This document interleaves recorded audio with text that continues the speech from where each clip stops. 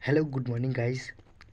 आज है 20 अप्रैल और आज इस वीडियो के माध्यम से हम 20 अप्रैल से जितने भी करंट अफेयर्स बनने वाले हैं उसका डिस्कस करेंगे। साथ ही उससे जितने भी स्टैटिक जीके बनते हैं उन सारे स्टैटिक जीके को भी हम कवर करेंगे। तो चलिए वीडियो को स्टार्ट करते हैं। और अगर आप हमारे चैनल में नए हैं तो प्लीज़ चैनल को सब्सक्राइब कर दीजिए ताकि हमारी नोटिफिकेशन सबसे पहले आप तक पहुँचे। तो देखते हैं आज का पहला प्रश्न क्या है। आज का पहला प्रश्न है कि विश्व यकृत दिवस कब मनाया जाता है। तो विश्व यकृत दिवस कब मनाया जाता है। तो यह जो है 19 अप्रैल को मनाया जाता है। कब मनाया जाता है? 19 अप्रैल को मनाया जाता है। विश्व यकृत दिवस 19 अप्रैल को। साथ ही इसका थीम क्या है 2024 में?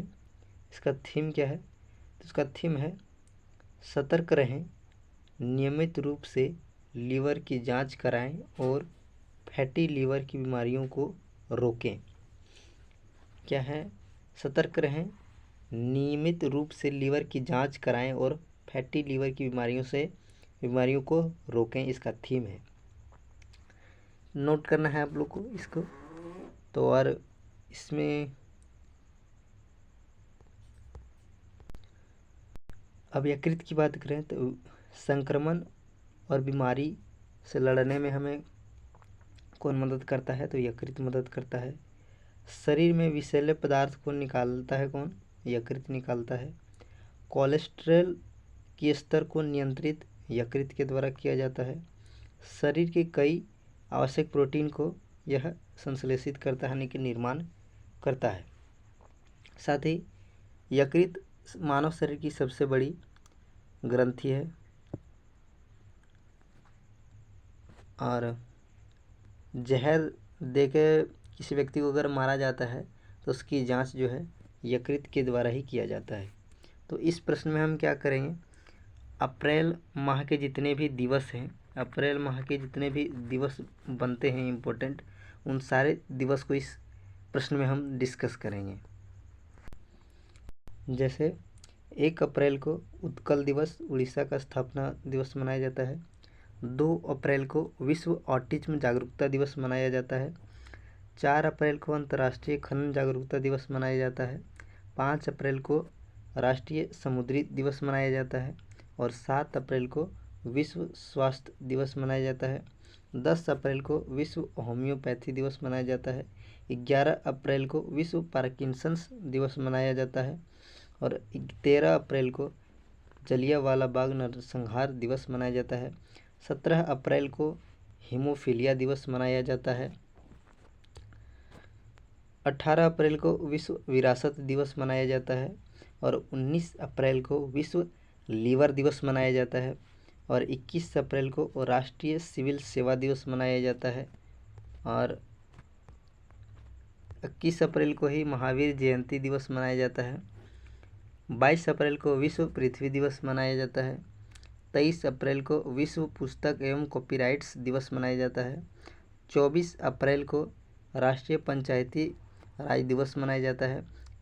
25 अप्रैल को विश्व मलेरिया दिवस मनाया जाता है और 26 अप्रैल को विश्व बौद्धिक संपदा दिवस मनाया जाता है और 29 अप्रैल को अंतर्राष्ट्रीय खगोल विज्ञान दिवस मनाया जाता है और 30 अप्रैल को आयुष्मान भारत दिवस मनाया जाता है। तो देखते हैं आज का अगला प्रश्न है कि हाल ही में भी केंद्र सरकार के द्वारा नौसेना का नया चीफ किसे नियुक्त किया गया है? तो यह जो है दिनेश कुमार त्रिपाठी को अभी हाल ही में नेवी का हेड नियुक्त किया गया है। नेवी का चीफ नियुक्त किया गया है। किसे किया गया है? दिनेश कुमार त्रिपाठी को नियुक्त किया गया है। अभी वर्तमान में वाइस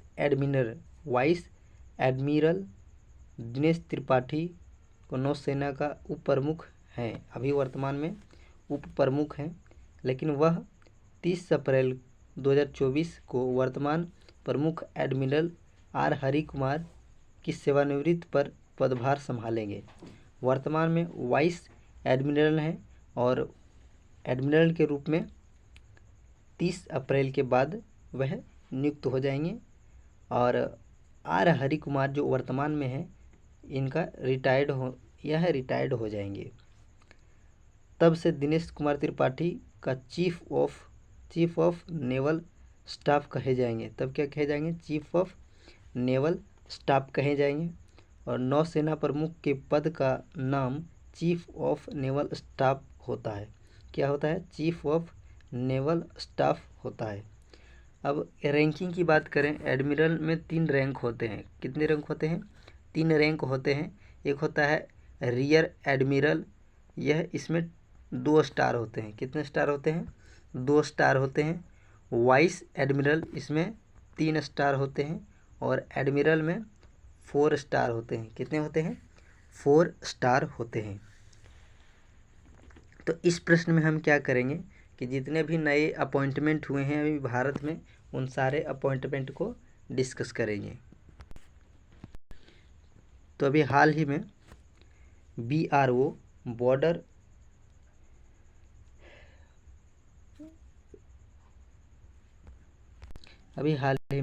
BRO का नया अध्यक्ष के रूप में किसे नियुक्त किया गया है? तो रघु श्रीनिवासन को BRO का नया अध्यक्ष के रूप में नियुक्त किया गया है। फिक्की के नए अध्यक्ष को अनीस शाह को नियुक्त किया गया है। और CISF के नए अध्यक्ष IPS नीना सिंह को नियुक्त किया गया है। 16वें वित्त आयोग के अध्यक्ष अरविंद पनगड़िया जी हैं, अभी नियुक्त किए गए हैं वर्तमान में। और महाराष्ट्र की पहली महिला DGP कौन है? रश्मि शुक्ला। चुनाव आयोग के नए 2 सदस्य अभी वर्तमान में नियुक्त किए गए थे, जिसमें एक का नाम ज्ञानेश है और दूसरा का नाम सुखविंदर है। TRI के नए अध्यक्ष अनिल लाहोटी हैं। भारत के नए लोकपाल पद पर अजय मणिकर जी को नियुक्त किया गया है। और भारतीय पैरालंपिक के नए अध्यक्ष देवेंद्र झांझरिया जी को नियुक्त किया गया है। और प्रसार भारती के नए अध्यक्ष नवनीत सहगल को नियुक्त किया गया है। नोट कीजिएगा इन सारे प्रश्नों को। देखते हैं आज का अगला प्रश्न क्या है। आज का अगला प्रश्न है कि हाल ही में भी यूपी के किस शहर के तिरंगा बर्फी को GI टैग मिला है? अभी हाल ही में तिरंगा बर्फी को GI टैग मिला है। यह यूपी के किस शहर से संबंधित है? तो यह जो है वाराणसी से संबंधित है।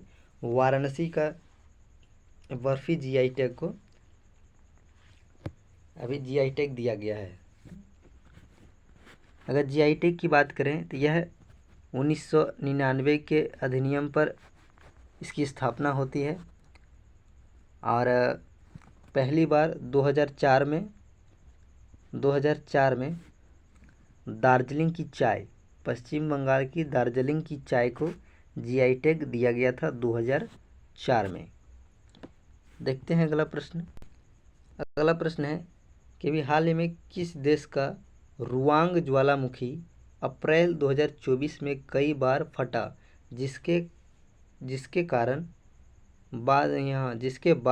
जिसके बाद आसपास के आबादी को हटाना पड़ा। तो यह रुआंग ज्वालामुखी का जो विस्फोट है वह वर्तमान में कहाँ हुआ है?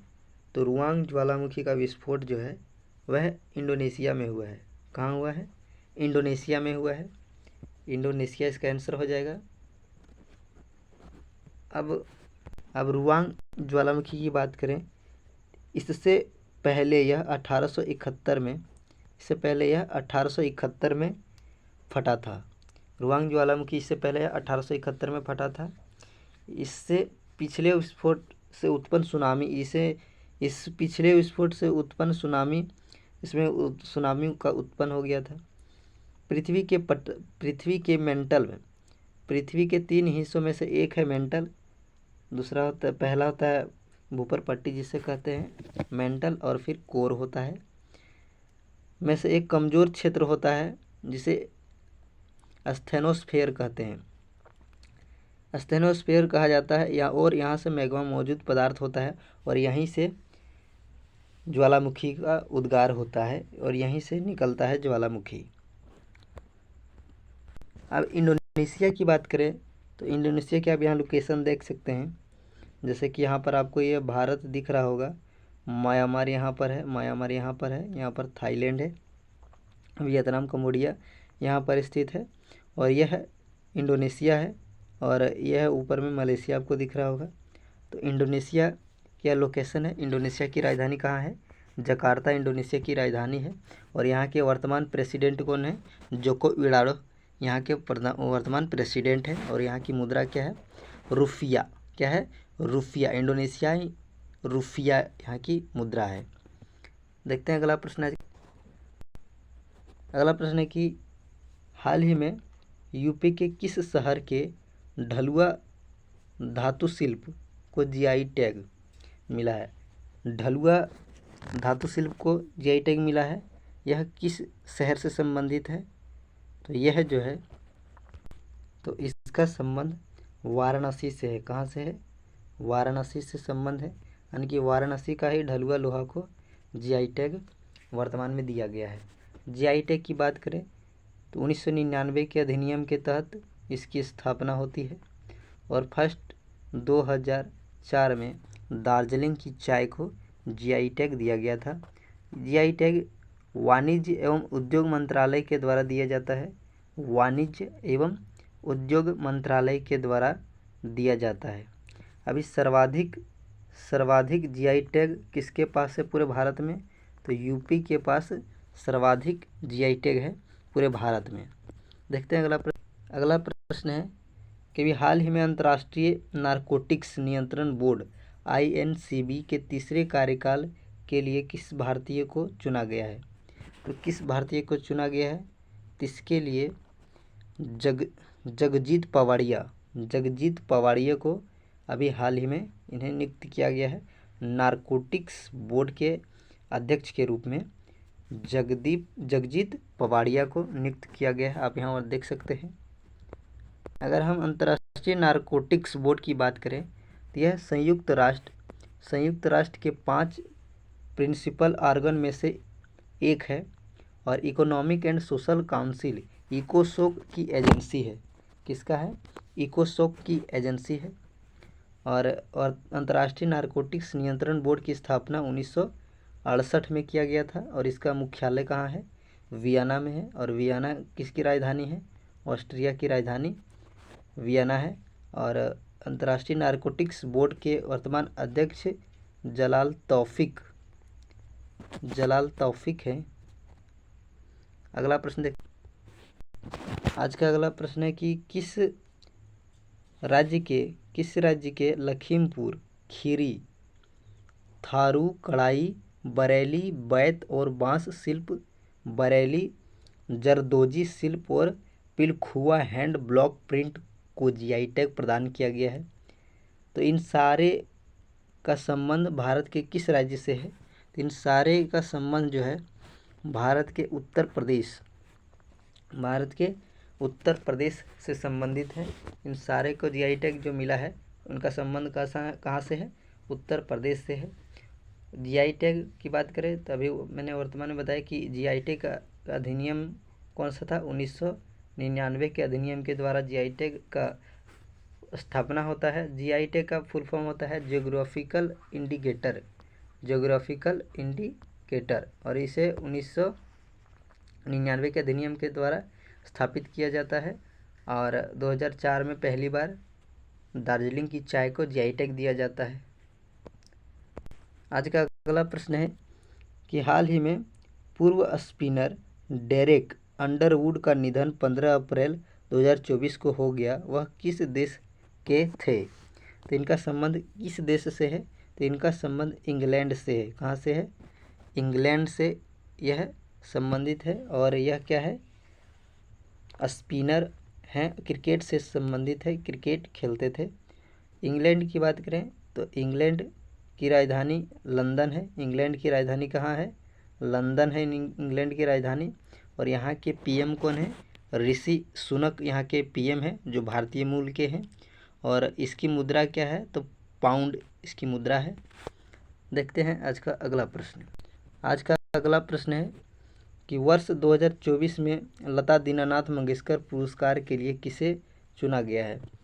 तो वर्ष 2024 में लता दीनानाथ मंगेशकर पुरस्कार के लिए अमिताभ बच्चन को चुना गया है। किसे चुना गया है? अमिताभ बच्चन को चुना गया है। पहला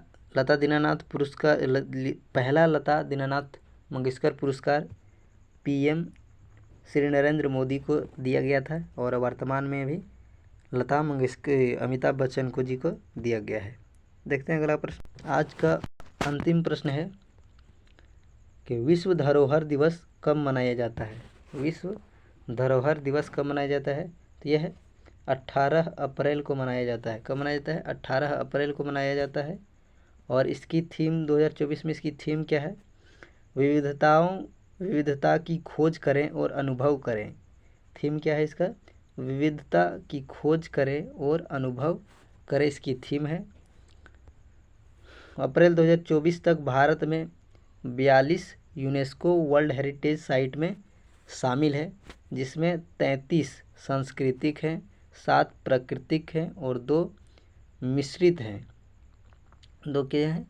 मिश्रित हैं। अभी 42वां विश्व हेरिटेज साइट में किसे शामिल किया गया है?